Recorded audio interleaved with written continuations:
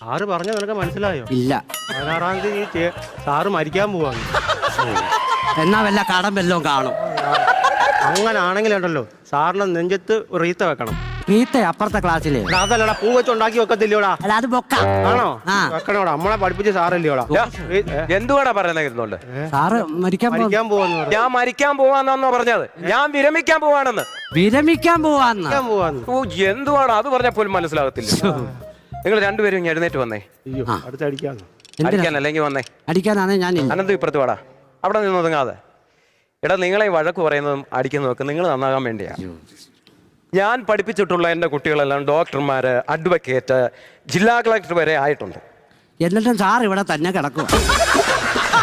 Sir ഇവിടെ കിടന്ന് ഇന്ത്യയുടെ തലത്താനെ ഇവിടെ ഐസക് ന്യൂട്ടന്റെ തല വേണം ആപ്പിളെ കൂടാ തെറിച്ചു പോയെ ഫോണിൽ വിളിക്കാൻ പോകുന്നു. സാറിന് എന്താ ഇവിടെ ഇങ്ങനെ നിന്നാ മതി.